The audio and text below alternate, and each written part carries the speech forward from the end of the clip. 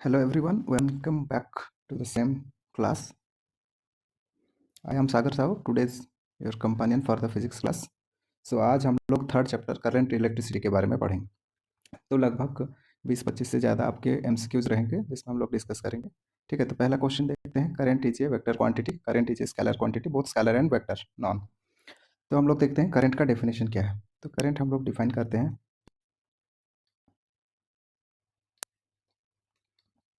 तो करंट हम लोग डिफाइन करते हैं I is equals to charge Q divided by time T। ठीक है, तो करंट को हम लोग डिफाइन करते हैं चार्ज बाय टाइम से। तो चार्ज का जो यूनिट रहता है वो रहता है कूलम डिवाइडेड बाय टाइम का रहता है सेकंड। ओके, सो कूलम पर सेकंड को हम लोग बोलते हैं एम्पियर।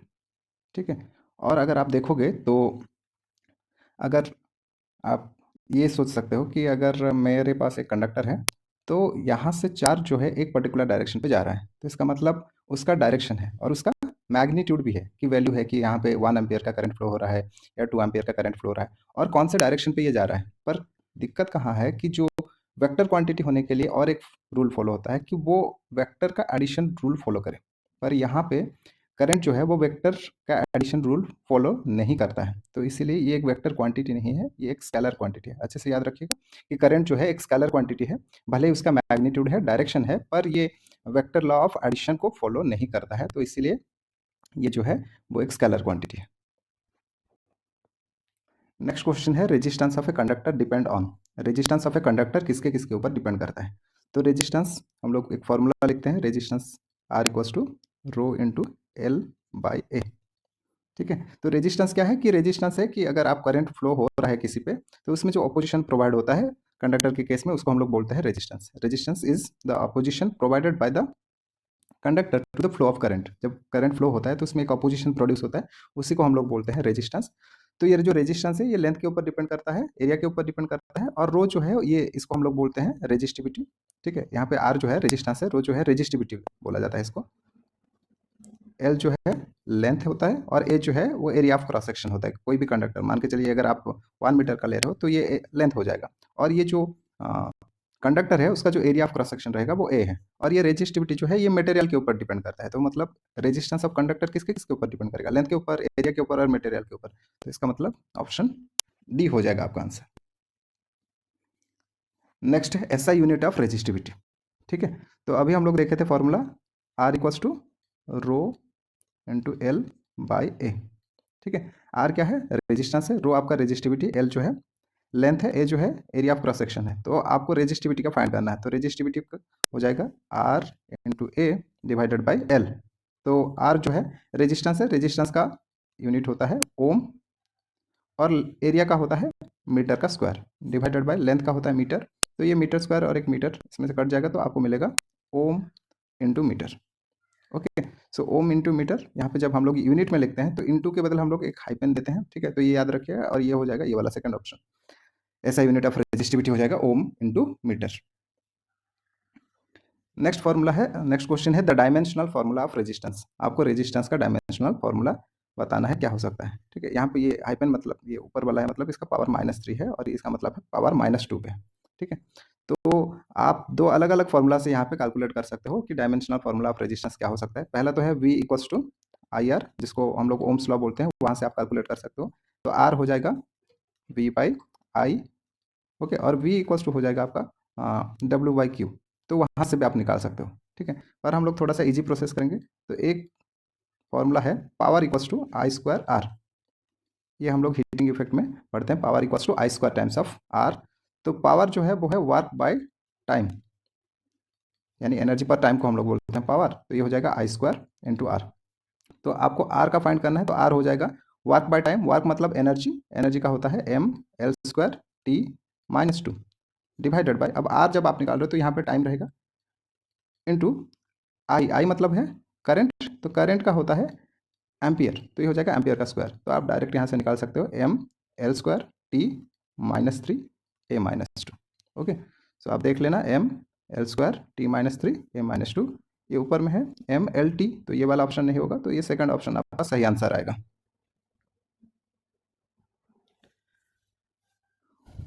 नेक्स्ट क्वेश्चन है resistivity of conductor depend on. Resistivity of conductor किसके ऊपर डिपेंड करता है? Length, area, material and temperature, current. तो रेजिस्टिविटी जो है वो प्रॉपर्टी ऑफ मटेरियल है। रेजिस्टिविटी जो है वो है प्रॉपर्टी ऑफ मटेरियल। कोई भी मटेरियल दिया गया है उसका प्रॉपर्टी एक है ये, ठीक है। जैसे आप एल्यूमिनियम मान लीजिए एक कंडक्टर है या कॉपर कंडक्टर है, तो उनका प्रॉपर्टी जो है वो रेजिस्टिविटी के थ्रू हम लोग समझते हैं। तो ये लेंथ के ऊपर डिपेंड नहीं करता, ना ही एरिया के ऊपर, ये मटेरियल के ऊपर डिपेंड करता है और साथ ही टेम्परेचर के ऊपर, ठीक है। अगर आप रो लिख रहे हो रेजिस्टिविटी को, तो एट सम टेम्परेचर टी ये हो जाता है rho zero whole into 1 plus alpha times of delta T. Okay, यहाँ पे इसको कैपिटल करने दो ताकि आपको पता चले, ठीक है। तो इसका मतलब ये है कि रेजिस्टिविटी एट सम टेम्परेचर जो है वो ओरिजिनल टेम्परेचर पे जितना, इनिशियल टेम्परेचर पे जितना रेजिस्टिविटी होगा into 1 plus alpha into delta T के ऊपर डिपेंड करता है, ठीक है। तो यहाँ पे डेल्टा टी जो है इसे हम लोग बोलते हैं चेंज इन टेम्परेचर, और अल्फा जो है हम लोग इसको बोलते हैं कोफिशिएंट ऑफ रेजिस्टिविटी, आप बोल सकते हो। नेक्स्ट क्वेश्चन है if length of wire is doubled and area remain same, resistance become, ठीक है। तो रेजिस्टेंस जो था वो ऑपोजिशन था provided by the conductor to the flow of current, और इसका जो फॉर्मूला था वो था rho L by A. R जो था ये था rho times of L by A. तो यहाँ पे क्वेश्चन ये है कि length of wire is doubled, ये जो है ये डबल हो गया लेकिन एरिया क्या है? सेम ही है। तो अगर हम लोग नया रेजिस्टेंस फाइंड करेंगे, मान लेते हैं इसको आर प्राइम है, तो इसको हम लोग लिखेंगे रो, अब एल के बदले क्या हो गया है? 2L हो गया है, और ये ए हो गया है, तो ये हो जाएगा 2 times of rho L by A, और यही क्वांटिटी ऑलरेडी क्या है? आर है, तो इसका मतलब ये डबल हो जाएगा, ठीक है। या फिर आप ऐसा भी मान सकते हो, या ऐसे आप एज्यूम कर सकते हो, कैलकुलेट कर सकते हो डायरेक्टली कि if length of wire is double, मतलब ये डबल हो गया है, और रेजिस्टेंस इसके प्रोपोर्शनल है, डायरेक्टली प्रोपोर्शनल है, मतलब ये बढ़ेगा तो ये भी बढ़ेगा, ये अगर डबल हो गया है तो ये भी डबल हो जाएगा। लेकिन ये अगर कम होगा, मतलब ये अगर डबल होता है तो ये आधा हो जाता है, क्योंकि इन्वर्सली प्रोपोर्शनल है, ठीक है। ऐसा भी आप लॉजिकली सोच के सॉल्व कर सकते हो। नेक्स्ट क्वेश्चन है question number 7, for metals with increase in temperature resistance decrease increase remains constant becomes zero. For metals के लिए अगर आप टेम्परेचर बढ़ा रहे हो तो रेजिस्टेंस क्या होगा? डिक्रीज होगा, इंक्रीज होगा, कांस्टेंट रहेगा, या फिर जीरो हो जाएगा। ओके, तो देखते हैं कि अगर आप टेम्परेचर बढ़ा रहे हो, ठीक है, टेम्परेचर बढ़ा रहे हो मतलब क्या है कि आप उस इलेक्ट्रॉन को और एनर्जी दे रहे हो, ठीक है। अगर आप बोलोगे कि टेम्परेचर बढ़ा रहे हो तो इसका मतलब एनर्जी जो है इलेक्ट्रॉन का वो क्या हो रहा है? बढ़ रहा है, मतलब ये वाइब्रेशन और ज़्यादा करेगा, ठीक है। अब वाइब्रेशन अगर ज़्यादा करेगा तो इसका मतलब अगर ये आप एक कंडक्टर लिए हो तो इलेक्ट्रॉन में जो मोशन है वो एक दूसरे से फिर से और टकराने लगेगा।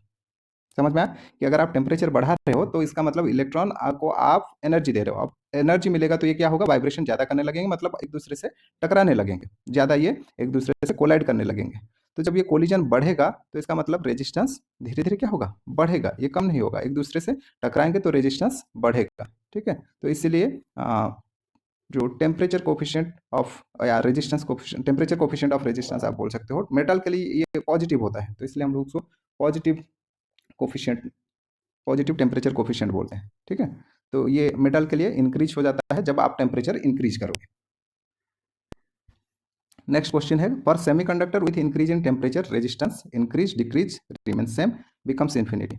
तो यहाँ पे क्वेश्चन है, ये ऊपर वाला मेटल के लिए था, ये सेमीकंडक्टर के लिए था। तो सेमीकंडक्टर में अगर आप टेम्परेचर दोगे, ठीक है, टेम्परेचर अगर इंक्रीज करोगे तो यहाँ पे सेमीकंडक्टर के केस में क्या होता है? एक होता है वैलेंस बैंड, एक होता है कंडक्शन बैंड। ओके, मैं बस जस्ट लाइन खींच दे रहा हूँ। तो जैसे ही आप टेम्परेचर दोगे तो इसका मतलब एनर्जी मिलेगा, तो एनर्जी मिलेगा तो क्या होगा? जो बॉन्ड है, कोवैलेंट बॉन्ड है, तो वो टूट जाता है, तो इसलिए क्या होता है? वैलेंस बैंड से इलेक्ट्रॉन कंडक्शन बैंड में ट्रांसफर हो जाएगा, ठीक है। तो इसका मतलब जितने मोस्टली अगर आप टेम्परेचर बढ़ाते रहोगे तो वैलेंस बैंड से इलेक्ट्रॉन कंडक्शन बैंड में चला जाएगा, मतलब कंडक्ट करने लगेगा, तो इसलिए ये अच्छा कंडक्टर बन जाएगा। तो इसका मतलब रेजिस्टेंस क्या हो जाएगा? डिक्रीज हो जाएगा, ठीक है। जैसे ही आप सेमीकंडक्टर में टेम्परेचर को इंक्रीज करते करते जाओगे तो उसमें कंडक्टिविटी बढ़ेगा, मतलब रेजिस्टेंस कम हो जाएगा, ठीक है। तो रेजिस्टेंस डिक्रीज हो जाता है, तो इसलिए इसको नेगेटिव टेम्परेचर कोफिशिएंट भी हम लोग बोलते हैं। जो सेमीकंडक्टर है उसका नेगेटिव टेम्परेचर कोफिशिएंट है, या फिर अगर पूछा जाए what is the temperature coefficient of semiconductor, तो आप बोलोगे उसको नेगेटिव है। ओके, सो नेक्स्ट क्वेश्चन देखते हैं, materials used in heater coil, ठीक है। तो हीटर कॉइल या हीटर में हम लोग कौन सा कॉइल यूज़ करते हैं? जो कॉइल यूज़ करते हैं उसका मटेरियल कौन सा है? पहला कॉपर, दूसरा एल्यूमिनियम, थर्ड निक्रोम, फोर्थ जो है सिल्वर है, ठीक है। तो इसमें से कॉपर जो है, एल्यूमिनियम जो है और सिल्वर जो है, बेसिकली हम लोग इसको कॉपर और एल्यूमिनियम हाउस होल्ड में यूज़ करते हैं सर्विस तार के हिसाब से, या फिर कनेक्शन के लिए। जो निक्रोम रहता है वो हीटर कॉइल में यूज होता है, और निक्रोम जो है एक एलॉय है, और ये स्टार्टिंग में ही दे दिया गया है कि कौन से मटेरियल से मिलके ये बना गया है। ठीक है, तो ये Ni निकेल, और ये Cr को आप मिला के क्रोमियम बोल सकते हो। ठीक है, तो इन दोनों को मिला के हम लोग निक्रोम बनाते हैं, और ये एक एलॉय जो है ये हीटिंग इफेक्ट, यानी इसका रेजिस्टिविटी ज़्यादा है, तो ये हीटिंग इफेक्ट शो करता है, तो इसलिए हम लोग निक्रोम को यूज़ करते हैं। उसके बाद है question number 10, materials used in filament of bulb. जो बल्ब है उसमें कौन सा मटेरियल यूज़ किया जाता है फिलामेंट के तौर पे। ठीक है, तो इसमें कॉपर यूज़ नहीं किया जाता है, टंगस्टन यूज़ किया जाता है। ठीक है, ये आप क्लास 10th में भी पढ़े होंगे, टंगस्टन जो है वो फिलामेंट ऑफ बल्ब में यूज़ किया जाता है। नेक्स्ट है ओम्स लॉ इज, तो ओम्स लॉ बोलता है कि the potential difference P is directly proportional to I। तो अगर आप इसको हटा दोगे तो आपके पास एक कांस्टेंट आ जाता है जिसको हम लोग बोलते हैं R, तो V equals to I into R, ये ओम्स लॉ होता है। ठीक है, तो ओम्स लॉ जो है ये आ जाएगा आपका second option, V equals to IR, क्योंकि पोटेंशियल डिफरेंस जो है, potential difference is proportional to current, ये ओम्स लॉ बताता है, तो ऑप्शन बी होगा आपका सही आंसर। नेक्स्ट क्वेश्चन है, if V is doubled in an ohmic conductor current become. ठीक है, तो यहाँ पे आपको पहले V तो डबल देखेंगे, पर उससे पहले देखते हैं ये ओमिक कंडक्टर क्या होता है। ठीक है, तो ऐसे कंडक्टर जो ओम्स लॉ को फॉलो करेंगे। ठीक है, आप बोल सकते हो those conductors who follow the Ohm's law. Okay, strictly ज़्यादातर क्या होगा, अगर ओम्स लॉ फॉलो करते हैं तो उसको हम लोग बोलेंगे ओमिक कंडक्टर, अगर ओम्स लॉ को फॉलो नहीं करते हैं तो उसे हम लोग बोलेंगे non ohmic conductor, non ohmic conductor. Okay, ohmic conductor मतलब जो ओम्स लॉ को फॉलो करेंगे, और नॉन ओमिक मतलब जो ओम्स लॉ को फॉलो नहीं करेंगे, उसको हम लोग बोलेंगे नॉन ओमिक कंडक्टर। ठीक है, तो यहाँ बोल रहे हैं ओम्स लॉ को अगर फॉलो करेगा तो इसका मतलब V is directly proportional to I। ठीक है, अगर V को आप डबल कर दोगे तो इसका मतलब ये अगर डबल हो जाएगा। ठीक है, तो इसका मतलब डायरेक्टली प्रोपोर्शनल है, तो करंट भी क्या होना चाहिए, ये भी क्या होगा, डबल होगा। ठीक है, तो ये ओमी कंडक्टर के एग्जांपल है, मेटल जितने मोस्ट ऑफ द मेटल्स है ये ओम्स लॉ को फॉलो करते हैं, लेकिन सेमीकंडक्टर जो है वो यूजुअली फॉलो नहीं करते हैं। तो आप बोल सकते हो नॉन ओमिक कंडक्टर में आपका सेमीकंडक्टर आ जाएंगे, और ओमिक कंडक्टर में आपका मेटल्स आ जाएंगे। नेक्स्ट है slope of V I graph represent. ठीक है, तो V इक्वल्स टू IR है, तो V बाई आई ये पूछा रहा है, V और I का अगर, तो ये क्या बताएगा, तो ये बताएगा resistance. Slope of VI graph represent resistance. ठीक है, नेक्स्ट है slope of IV graph represents resistance, conductance, potential difference, power. तो I बाई V, तो देखो V by I equals to अगर R है तो I by V equals to क्या आ जाएगा 1 बाई R, और ये 1 बाई R मतलब R क्या है, रेजिस्टेंस है, तो रेजिस्टेंस के रेसिप्रोकल को हम लोग बोलते हैं कंडक्टेंस। ठीक है, रेजिस्टेंस के ऑपोजिट या रेसिप्रोकल को हम लोग बोलते हैं कंडक्टेंस, जैसे हम लोग रेजिस्टिविटी बोलते हैं। ठीक है, जैसे रेजिस्टेंस से एसोसिएटेड कौन था, रेजिस्टिविटी था, उसी तरह कंडक्टेंस से एसोसिएटेड होता है conductivity. Okay, next conductance is reciprocal of. ठीक है, अभी ऊपर में हम लोग देखें कि 1 बाई आर को हम लोग क्या बोलते हैं, कंडक्टेंस बोलते हैं, तो कंडक्टेंस जो है किसका रेसिप्रोकल होगा, आप बोल सकते हो कंडक्टेंस जो है वो रेजिस्टेंस का रेसिप्रोकल होगा। नेक्स्ट है यूनिट ऑफ कंडक्टेंस, तो कंडक्टेंस जो है वो किसका रेसिप्रोकल है, रेजिस्टेंस का है, तो रेजिस्टेंस का रेसिप्रोकल हो जाएगा आपका यूनिट ऑफ कंडक्टेंस, तो ये हो जाएगा 1 बाय ओम, और 1 बाय ओम को हम लोग बोलते हैं, ओम को हम लोग आप जानते हो इस सिंबल से रिप्रेजेंट किया जाता है ओमेगा से, तो ये हो जाएगा ओम टू द पावर -1, इसको मो भी बोला जाता है, या फिर ओम -1 आप लिख सकते हो, और यही ओम पावर -1 जो है इसको हम लोग साइमन भी बोलते हैं। ठीक है, तो यहाँ पे अगर आप देखोगे यूनिट ऑफ कंडक्टेंस पहला जो है ओम जो है ये रेजिस्टेंस का है, सेकंड जो वोल्ट है ये पोटेंशियल डिफरेंस का है, और थर्ड जो साइमन है वो कंडक्टेंस का है, और फोर्थ जो कूलम्ब है ये चार्ज का यूनिट है।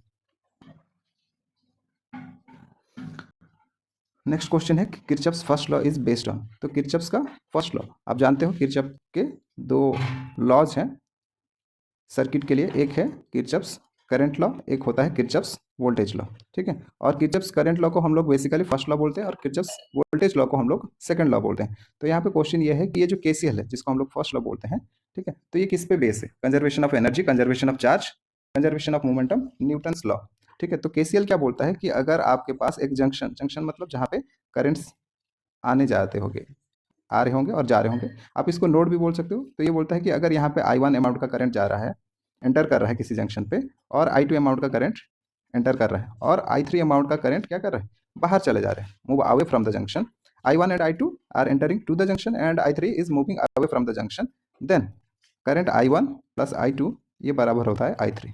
ठीक है, तो ये जो I1 I2 I3 जो है, ये जो करंट है, ये एक्चुअली कंजर्वेशन ऑफ चार्ज के बेसिस पे इसे को हम लोग सॉल्व करते हैं या इसको डिराइव करते हैं. ठीक है, तो ये जो KCL है ये कंजर्वेशन ऑफ चार्ज पे बेस्ड है.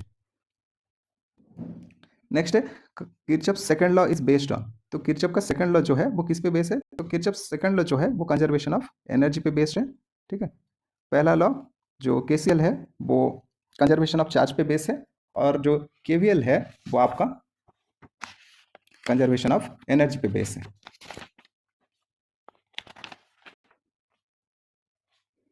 ठीक है, तो KVL जो है किरचॉफ वोल्टेज जो, इसको हम लोग लूप रूल भी या लूप लॉ भी बोलते हैं. ठीक है, तो इसमें क्या बोलता है कि जो सम ऑफ पोटेंशियल ड्रॉप है, ठीक है, अगर कहीं पे पोटेंशियल ड्रॉप हो रहा होगा, ठीक है, तो ये पोटेंशियल राइज के सम के बराबर होगा. ठीक है, अगर मान के चलो कहीं पे पोटेंशियल कम हो रहा होगा, ठीक है, और कहीं पे ज़्यादा हो रहा होगा, तो जो कम हो रहा होगा यानी ड्रॉप जहाँ पे हो रहा होगा उनका सारे पोटेंशियल जो रहेगा और जहाँ पे राइज हो रहा होगा तो उनके सम बराबर रहेंगे. ठीक है, ये किरचॉफ सेकंड लॉ जो है वो कंजर्वेशन ऑफ एनर्जी प्रिंसिपल पे बेस है. नेक्स्ट है Wheatstone bridge is use to measure. Wheatstone bridge क्या मेजर करने के लिए यूज करते हैं हम लोग? ठीक है, option A current, option B voltage, option C resistance, option D charge. ठीक है, तो व्हीटस्टोन ब्रिज क्या है कि अगर आपके पास ऐसे अननोन रेजिस्टेंस दिया जाता है, चलिए ये P है और ये आपका Q है. ठीक है, ऐसे अगर आपको 4 रेजिस्टेंस दिया जाता है, ठीक है, ये P Q R S, ऐसे अगर आपको 4 रेजिस्टेंस हम लोग प्रोवाइड करते हैं और इसके बीच में फिफ्थ वाला रेजिस्टेंस अगर प्रोवाइड करते हैं, ठीक है, और या फिर रेजिस्टेंस के बदले अगर हम लोग गैल्वेनोमीटर यूज़ करेंगे तो बैलेंस्ड कंडीशन पे इसमें नल डिफ्लेक्शन दिखाता है, मतलब ये डिफ्लेक्ट नहीं करेगा. अगर यहाँ पे आप गैल्वेनोमीटर को रखे हो तो अगर ये व्हीटस्टोन ब्रिज प्रॉपरली काम कर रहा है यानी प्रॉपरली ये बोल सकते हो बैलेंस कंडीशन में है, तो P/Q जो है वो R/S के बराबर जब रहता है, ठीक है, तो इसमें नल डिफ्लेक्शन दिखाया जाता है. तो ये PQRS जो है ये हम लोग रेजिस्टेंस को लेते हैं, तो व्हीटस्टोन ब्रिज मेजर करता है रेजिस्टेंस को. नेक्स्ट है metre bridge works on the principle of. Metre bridge कौन से प्रिंसिपल पे काम करता है? तो किरचॉफ्स लॉ पे ये काम नहीं करता है. ठीक है, किरचॉफ्स लॉ जो है ये आप सर्किट के लिए एनालिसिस के लिए यूज करते हो, KCL यानी करंट के लिए, और KVL वोल्टेज लॉ यानी वोल्टेज कैलकुलेट करने के लिए. नेक्स्ट है व्हीटस्टोन ब्रिज. तो व्हीटस्टोन ब्रिज पे ये काम करता है. मीटर ब्रिज में हम लोग क्या करते हैं? मीटर ब्रिज एक आप बोल सकते हो 1 मीटर लेंथ का एक कंडक्टर लेते हैं, जिधर हम लोग इधर साइड पे हम लोग एक नॉन रेजिस्टेंस लगाते हैं और इधर साइड एक अननोन चीज़ों का जिसका रेजिस्टेंस अपने कैलकुलेट किया जाता है उसको लिया जाता है, और यहाँ पे एक 1 मीटर लेंथ का कंडक्टर लिया जाता है जिसमें हम लोग जॉकी के थ्रू में यहाँ पे डिफ्लेक्शन नल डिफ्लेक्शन क्रिएट करते हैं. तो मीटर ब्रिज जो है ये आपका व्हीटस्टोन ब्रिज के प्रिंसिपल पे है. ओम्स लॉ तो आप जानते हो V इक्वल्स टू IR है, और कूलम्स लॉ भी जानते हो F equals to K times of Q1 Q2 divided by R square है. ठीक है, तो कूलम्स लॉ फोर्स कैलकुलेट करने के लिए हम लोग यूज करते हैं. ओम्स लॉ आपको पोटेंशियल और करंट के बीच में रिलेशन बताता है, और किरचॉफ्स लॉ सर्किट रूल या सर्किट एनालिसिस के लिए हम लोग यूज करते हैं, जो दो है KCL और KVL. नेक्स्ट है for maximum sensitivity of Wheatstone bridge all the 4 resistance would be. ठीक है, तो maximum sensitivity of Wheatstone bridge के लिए जो चारों रेजिस्टेंस वहां पे ऊपर में हम लोग ड्रॉ किए थे, ठीक है, ऐसे अगर आपको चारों रेजिस्टेंस मिल रहा है, ठीक है, तो मैक्सिमम रेजिस्टेंस के लिए क्या होना चाहिए? ये जो P/Q है वो R/S के बराबर होना चाहिए, मतलब ये क्या है? इक्वल होने चाहिए. ठीक है, तो मैक्सिमम सेंसिटिविटी तब आपको मिलेगा. Next question number 22, drift velocity increases when. ठीक, तो एक फॉर्मूला आप डिराइव किए होंगे, current I equals to N number density, A area, E charge on electron, VD, जहाँ पे VD क्या है? ये जो VD है ये ड्रिफ्ट वेलोसिटी है. ड्रिफ्ट वेलोसिटी क्या है कि average velocity of electron when electric field is applied. जिस वेलोसिटी के साथ अगर आप इलेक्ट्रिक फील्ड अप्लाई करते हो ड्रिफ्ट हो जाता है. ड्रिफ्ट मतलब क्या? खिंचाव हो जाता है, कि खींचते हुए इलेक्ट्रॉन का मोशन होता है, उस एवरेज वेलोसिटी को हम लोग बोलते हैं ड्रिफ्ट वेलोसिटी. ठीक है, तो अगर आप ड्रिफ्ट वेलोसिटी इस फॉर्मूला से आप निकालोगे तो ये हो जाएगा I डिवाइडेड बाय NAE. ठीक है, तो ड्रिफ्ट वेलोसिटी इंक्रीज कब करेगा? तो ड्रिफ्ट वेलोसिटी इंक्रीज कब करेगा? अगर ये करंट जो है इंक्रीज करेगा या फिर ये तीनों क्वांटिटी जो है वो क्या हो गया? डिक्रीज होंगे। तो पहला ऑप्शन दिया है एरिया इंक्रीज, नहीं, एरिया इंक्रीज नहीं होना चाहिए, डिक्रीज होना चाहिए, तब जाकर ड्रिफ्ट वेलोसिटी इंक्रीज होगा। नंबर डेंसिटी है एन, नंबर डेंसिटी मतलब है नंबर ऑफ इलेक्ट्रॉन पर वॉल्यूम, एक वॉल्यूम में कितने ये इलेक्ट्रॉन्स है या कितने नंबर हैं। तो नंबर डेंसिटी नहीं, नंबर डेंसिटी भी इंक्रीज नहीं होना चाहिए, वो भी डिक्रीज होना चाहिए, और इलेक्ट्रॉन का चार्ज भी डिक्रीज होना चाहिए। ठीक है, तो इसमें ऑप्शन के हिसाब से अगर आप देखोगे V D is proportional to I, तो इसलिए करंट के हिसाब से ये इंक्रीज होगा। नेक्स्ट है drift velocity is inversely proportional. तो यहाँ पे आप देख सकते हो ड्रिफ्ट वेलोसिटी किसके इनवर्सली प्रोपोर्शनल है? Area of cross section. ठीक है, और ये डायरेक्टली प्रोपोर्शनल है करंट, तो डायरेक्टली प्रोपोर्शनल में करंट आएगा, लेकिन इनवर्सली प्रोपोर्शनल पे आपका एरिया ऑफ क्रॉस सेक्शन आएगा। ठीक है, और एक फॉर्मूला है कि ड्रिफ्ट वेलोसिटी अगर इलेक्ट्रिक फील्ड के बेसिस पे देखोगे, ड्रिफ्ट वेलोसिटी होता है इलेक्ट्रॉन का charge into electric field divided by mass of electron into relaxation time. ठीक है, और अगर इलेक्ट्रिक फील्ड को आप पोटेंशियल के टर्म में लिखोगे तो ये हो जाएगा ई, पोटेंशियल के बदले, इलेक्ट्रिक फील्ड के बदले हम लोग क्या लिखेंगे? पोटेंशियल पर लेंथ, जिसको हम लोग पोटेंशियल ग्रेडियंट भी बोलते हैं, तो ये हो जाएगा एम ई इंटू एल। ठीक है, तो इसके हिसाब से अगर आप देखोगे ड्रिफ्ट वेलोसिटी ये किसके ऊपर डिपेंड करता है? एक तो हो गया डायरेक्टली प्रोपोर्शनल पे, अगर आप देखोगे करंट के ऊपर डिपेंड करता है, V D equals to I by N A. उसके बाद ये इलेक्ट्रिक फील्ड के भी डायरेक्ट प्रोपोर्शनल है, पोटेंशियल डिफरेंस की भी डायरेक्ट प्रोपोर्शनल है। ठीक है, तो इस हिसाब से जो इनवर्सली प्रोपोर्शनल है वो एरिया ऑफ क्रॉस सेक्शन होगा, करंट के ऊपर भी डिपेंड करता है पर वो डायरेक्टली है। ठीक है, इलेक्ट्रिक फील्ड के ऊपर भी डायरेक्टली प्रोपोर्शनल है और पोटेंशियल डिफरेंस के भी डायरेक्टली प्रोपोर्शनल है। नेक्स्ट क्वेश्चन है a galvanometer is converted into ammeter by connecting high resistance in series, low resistance in parallel, low resistance in series, high resistance in parallel. तो galvanometer को हम लोग ammeter में कैसे कन्वर्ट करते हैं? तो गैल्वेनोमीटर में क्या किया जाता है कि अगर ये आपका गैल्वेनोमीटर है, इसको हम लोग जी से डिनोट करते हैं। ठीक है, तो इसमें हम लोग एक पैरेलल कॉम्बिनेशन पे, ठीक है, एक लो रेजिस्टेंस को फिक्स करते हैं। अगर ये इसका गैल्वेनोमीटर का रेजिस्टेंस कैपिटल आर है, तो एक लो रेजिस्टेंस, इस रेजिस्टेंस के हिसाब से ये लो रेजिस्टेंस को हम लोग किस में कनेक्ट करते हैं? पैरेलल में कनेक्ट करते हैं, तो ये आ जाएगा लो रेजिस्टेंस इन पैरेलल।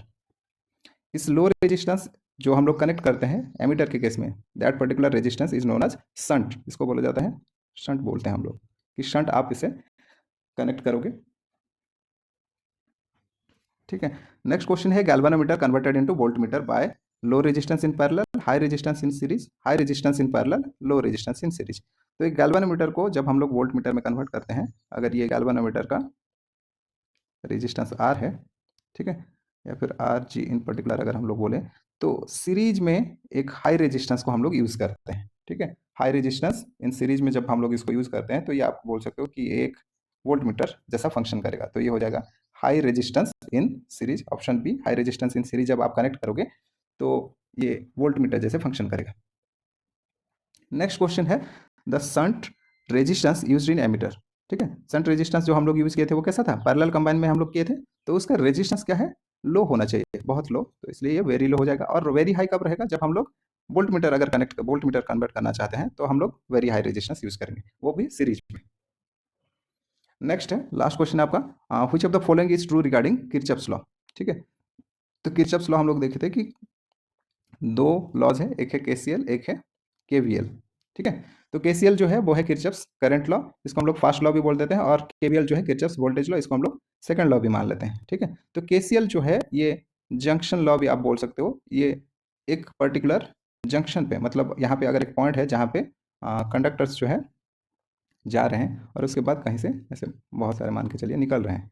ठीक है, तो ये केसीएल जो है ये बताता है कि at the junction the sum of the current आप बोल सकते हो जीरो। तो ये केसीएल जो है ये क्लोज लूप के लिए नहीं है, ये जंक्शन के लिए है। ठीक है, और केवीएल जो है वो एक पर्टिकुलर आप बोल सकते हो मेश के लिए होता है या लूप के लिए होता है। ठीक है, अगर आप यहाँ पे चार ऐसे पोटेंशियल कनेक्ट कर रहे हो, ठीक है सर, ठीक है, तो यहाँ पे आपको एक क्लोज लूप के थ्रू में आपको अप्लाई करना रहता है। तो केवीएल जो है ये जंक्शन के लिए नहीं होता है, ये क्लोज लूप के लिए होता है। ये दोनों मतलब केसीएल जो होना चाहिए ये जंक्शन के लिए होना चाहिए, और केवीएल जो है वो लूप के लिए होना चाहिए। थर्ड ऑप्शन देखो, केसीएल अप्लाइज टू नोड, तो केसीएल जो है जंक्शन या फिर नोड पे काम करता है, और केवीएल जो है वो लूप के लिए काम करता है। ठीक है, और last option both apply to node, नहीं, दोनों नोड के लिए अप्लाई नहीं होता है। केसीएल जो होता है नोड्स के लिए होता है, और केवीएल जो होता है वो लूप के लिए होता है। Okay, thank you for watching this, और खाओ पियो मस्त रहो और पढ़ाई करते रहो। Thank you everyone.